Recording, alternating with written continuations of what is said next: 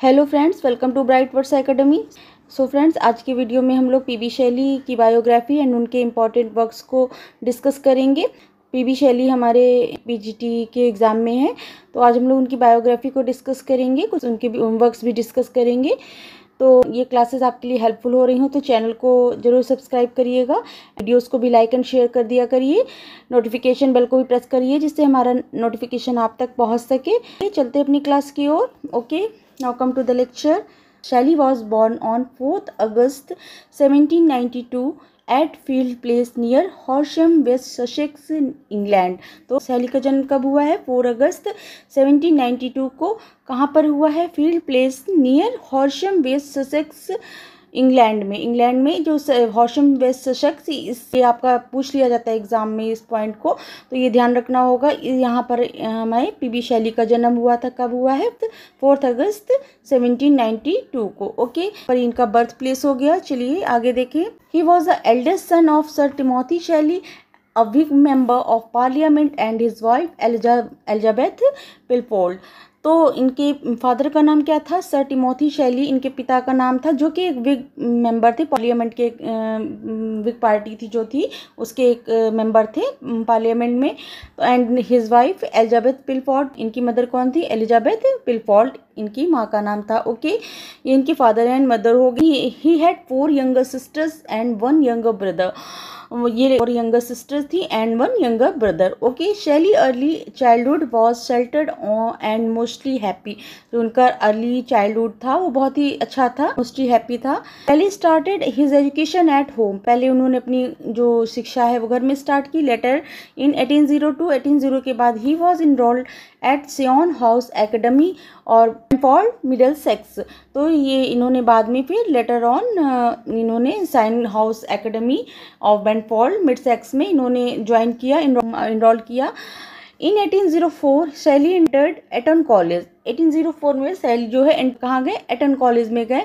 His peculiarities and violent rages earned him the nickname Mad Shelley. This is the important point. यहाँ पर आपको देखना है कि वो एटन कॉलेज में गए कब? 1804। और यार हाई टेम्पर रहता था और जो बहुत अग्रेसिव रहते थे, जो वहाँ पर इन्होंने एटन कॉलेज में इनको क्या नाम मिला? मैड शैली। ये मैड शैली के नाम से वहाँ पर फेमस हो गए। कहाँ पर? एटन कॉलेज में, क्योंकि because of his violent temper. तो सीनियर्स जूनियर्स की रैगिंग करते हैं तो ये साफ उसके खिलाफ हो जाते थे। कोई भी बात होती थी साफ साफ मना करते थे, कह देते थे, हर चीज़ से इनकार कर देते थे, उस चीज़ को नहीं मानते थे। तो इनको वहाँ पर लोगों ने इनको मैड शैली के नाम पर वो फेमस हो गए थे वहाँ पर। On 10th April 1810 he passed out from school and entered University College, Oxford।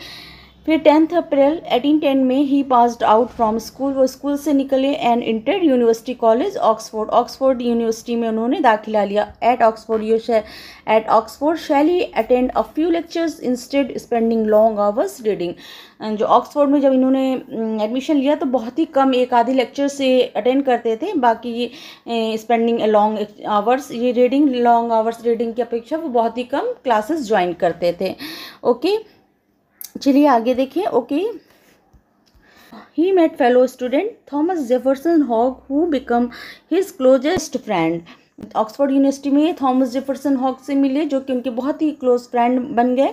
On 28 August 1811 19 years old Shelley eloped to Scotland with 16 years old Harriet Westbrook and married. 28 अगस्त 1811 में जब शैली 19 ईयर्स के थे तो वो 16 ईयर्स की हैरियट वेस्टब्रुक के साथ स्कॉटलैंड भाग गए थे, चले गए थे, एंड मैरिड, और फिर बाद में उन्होंने उनसे शादी कर ली थी। इन May 1814 Shelley began visiting his mentor Godwin almost daily and soon fell in love with Mary. 1814 में शैली जो है मेंटर उनके थे, कौन? गॉडविन, उनके पास जाने लगे थे डेली लगभग, and soon fell in love with Mary, जो और बहुत ही जल्द उनकी जो बेटी थी मैरी, उनके साथ वो उनके प्रेम में पड़ गए थे।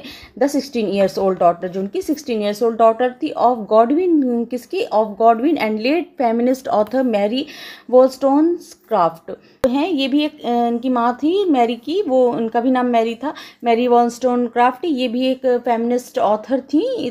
तो और मैरी शेली भी ऑथर हैं। ये जो गॉडविन और जो मैरी वॉलस्टोनक्राफ्ट थी, जो कि ऑथर थी, फेमिनिस्ट ऑथर थी, उनकी बेटी मैरी के साथ में प्रेम में पड़ गए थे जब वो उनसे मिलने जाया करते थे अपने मेंटोर गॉडविन से। Okay, in 1860 Shelley and Mary elope to Europe. 1860 में शैली और मैरी जो है कहाँ चले गए थे, यूरोप चले गए थे, भाग गए थे। Taking Mary's 13 December 1816 on stepsister Clairmont with them, and 30 दिसंबर 1816 को इन्होंने शादी कर ली थी। किससे? मैरी से। जब उनके साथ में उनकी एक सिस्टर भी थी, क्लैरियमॉन्ट। गॉडविन और गॉडविन जो उनके मैरी के फादर थे, उनके 3 डॉटर्स थी, क्लेरी एंड फैनी। इनके गोद ली हुई बच्ची थी, अडॉप्टेड बच्चे थे। एंड जो फैनी थी, फैनी भी शैली से प्रेम करती थी, बट शैली नहीं तो मैरिज से करते थे। तो ऐसा इसमें इन लोग की भी स्टोरी थी। तो क्लेरी के साथ वो लोग एलॉप्ड हो गए थे, कहाँ पर? यूरोप में। एंड 30 दिसंबर 1816 में उन्होंने शादी कर ली थी एक दूसरे के साथ में, मैरी एंड शैली ने। एंड जो मैरी है वो गॉडविन और मैरी वॉलस्टोनक्राफ्ट की ये बेटी थी। एंड जो वो क्लैरी और फैनी थी वो अडॉप्टेड बच्चे थे। ओके, तो इस तरह इनकी भी स्टोरी थी। तो ये क्लैरी जो है वो गई थी, वो भी गई थी यूरोप शैली एंड मैरी के साथ। His first wife Harriet committed suicide in 1816। जो उनकी पहली वाइफ थी हैरियट, वो उन्होंने भी सुसाइड कर लिया 1816 में। प्रेग्नेंट भी थी उस समय, सेकंड चाइल्ड से मैरी के साथ उनके प्रेम में पड़ गए। तो फिर हैरियट थी, उन्होंने भी सुसाइड कर लिया 1816 में ही। ओके, 3 weeks later, 3 weeks के बाद ही ऑन दिसंबर 13, 1806 शैली मैरिड मैरी गॉडविन। जब उनकी वाइफ हैरियट जो है 1816 में उन्होंने सुसाइड कर लिया, उनकी डेथ हो गई, तो उसके ठीक 3 हफ्ते बाद ही जो शैली है उन्होंने 30 दिसंबर 1816 को मैरी से शादी कर ली, मैरी गॉडविन से शादी कर ली। In 1818, Shelley moved to Naples, where he wrote work stanza written in rejection near Naples. 1818 में फिर शैली कहाँ गए? नेपल्स गए, वहाँ पर उन्होंने लिखा स्टैंजा रिटेन इन रिजेक्शन नियर नेपल्स। इस तरह जो इनका वर्क था ये इन्होंने 1818 में वहाँ जब नेपाल गए थे तो वहाँ पर उन्होंने लिखा था नेपल्स में। Okay, In Rome, Shelley was in poor health and he was suffering from nephritis and tuberculosis. रोम में फिर क्या हुआ, शैली जो है वो उनकी हेल्थ ख़राब होने लगी और वो सफ़र करने लगी किससे? नेफ्राइटिस एंड ट्यूबरकुलोसिस से। नेफ्राइटिस क्या होगा? जो गुर्दों की सूजन हो जाती है उससे, एंड ट्यूबरकुलोसिस तपेदिक। तो इस तरह की बीमारी से थोड़ा सा वो ग्रसित होने लगे थे, सफ़र करने लगे थे, उनकी हेल्थ डाउन होने लगी थी। बाद में हालांकि ये बीमारियाँ बहुत ज़्यादा हावी नहीं हुई, ठीक हो गई थी इनकी बीमारियाँ, सुधार हो गया था इसमें।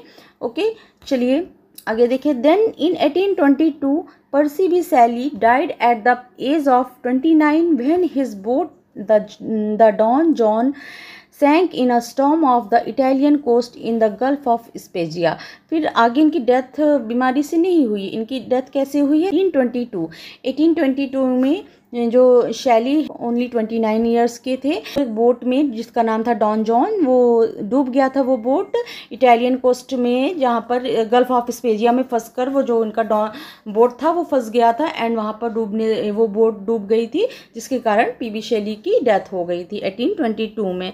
तो बोट का नाम भी ध्यान रखना है, डॉन जॉन हो गया, एंड जो गल्फ ऑफ स्पेजिया में, ये भी क्वेश्चंस पूछ लेते हैं तो इसका ध्यान रखना होगा आपको। ये क्या है? डॉन जॉन जो था वो गल्फ ऑफ स्पेजिया में फंस गया था, डूब गया था, जिससे कि शैली की डेथ हो गई थी 29 ईयर्स में 1822 को। Okay, he was returning to his cottage near Pisa after visiting with his friend Lord Byron and Leigh Hunt. जब वो लौट रहे थे पीसा से अपने कॉटेज की ओर विजिटिंग, तो अपने लॉर्ड बायरन, अपने फ्रेंड जो लॉर्ड बायरन और ले हंट थे उनसे मिलकर वो लौट रहे थे, तभी उनका ये जो इटालियन कोस्ट में गल्फ ऑफ स्पेजिया में उनका जो बोट था वो डूब गया, जिससे कि इनकी डेथ हो गई थी। ओके, चलिए आगे देखिए। After 10 days the dead body of शैली वॉज रिकवर्ड। 10 days के बाद शैली की बॉडी मिली, रिकवर हुई, उनका जो है फिर बाद में उनका दाह संस्कार वगैरह किया गया। ए copy of Keats लामिया was recovered from the pocket of शैली। जब उनकी बॉडी मिली तो उनके पॉकेट से जो कीट्स का लामिया था वो जो उनका वर्क था लामिया वो उनके पॉकेट में से मिला था। किसकी? शैली की पॉकेट में जो कीट्स का वर्क लामिया था वो उनके पॉकेट से मिला था। ओके, तो आई होप ये क्लियर हुआ होगा। चलिए इनका एपिटैप जो उनका लिखा है वो देख लें कि एपिटैप क्या है। Okay, his epitaph taken from Ariel song the Tempest. ये भी क्वेश्चन इंपॉर्टेंट बन जाता है कि शैली का एपिटैप कहाँ से लिया है, किससे है, तो ये बताना है आपका। एरियल सॉन्ग जो है टेम्पेस्ट में जो एरियल का सॉन्ग है उसमें से ये लाइनें ली गई हैं, तो ये एपिटैप वहाँ से आपका लिया गया है। क्या है आइए देखें। Nothing of him that doth fade, but doth suffer a sea change into something rich and strange। तो इसमें क्या हम कह रहे हैं, Nothing of him that doth fade, इसमें कुछ भी ऐसा नहीं है कि जो कि फेड हो सके, जो बट इसके परिवर्तन के साथ में एक बहुत ही बड़ा सी चेंज है। इसमें सी चेंज दिखाई देता है, पर बहुत बड़ा समुद्री जो परिवर्तन दिखाई देता है इसमें, into something rich and strange, जो कि बहुत ही बड़ा और अजीब सा है, बहुत रिच एंड स्ट्रेंज है। Okay, nothing of him that doth fade, इसमें कुछ भी ऐसा नहीं है जो कि फेड हो सके, but doth suffer a sea change, लेकिन जो इसमें एक चेंज है कैसा, सी के समुद्री जो परिवर्तन है ऐसा एक विशाल इसमें चेंज है, into something rich and strange, जो कि बहुत ही ज़्यादा रिच एंड स्ट्रेंज है, बहुत ही ज़्यादा बड़ा और अजीब सा है। ये इनकी एपिटैप में ये लिखा है, जो कि टेम्पेस्ट में एरियल के सॉन्ग की लाइन्स है। ओके, ये हो गई इनकी बायोग्राफी, इनके जो मेन पॉइंट्स थे इनके लाइफ के वो हमने आपके लिए डिस्कस किए हैं। तो ये इनकी बायोग्राफी हो गई। चलिए जो उनके वर्क्स हैं उनको भी देखते हैं। Okay, in 1810 his first novel Zastrozzi appeared, the Gothic novel published anonymously with only initials PBS। Okay, जो इन 1810 में इनका फर्स्ट जो नॉवेल है जो कि गॉथिक नॉवेल था वो आया क्या, जस्ट्रोलॉजी करके इनका फर्स्ट गॉथिक नॉवेल आया कि एनोनोमसली छपा हुआ था, जो खाली ओनली उसमें लिखा था इनिशियल पीबीएस के नाम से। परशिबी शैली का नाम नहीं था, बट पीबीएस करके, इनिशियल पीबीएस करके ये लिखा था एनोनोमसली। जस्ट्रोलॉजी जो है गॉथिक नॉवेल वो 1810 में इनका पब्लिश हुआ। ओके, एंड फिर इनका second Saint Irvyne the Rosicrucian romance published in 1811, a Gothic novel published anonymously by a gentleman of the University of Oxford. फिर इनका 1810 में आपका जस्ट्रोलॉजी आया, 1811 में इनका सेंट एडविन और द रोज़िक्रूशियन रोमांस जो है ये 1811 में आया, एंड जो कि ये भी एक गॉथिक नावल था, ये भी एनोनमसली पब्लिश हुआ था बाई, ये खाली लिख करके ए gentleman of the University of Oxford, इस तरह के लिख कर एनोनमसली आपके ये जस्ट्रोलॉजी एंड सेंट एडविन जो है ये आपका पब्लिश हुए हैं। ओके, चलिए inventors of 1810 to 1811 Shelley publish the Necessity of Atheism written in a collaboration with Hogg and a poetical essay on existing state of things।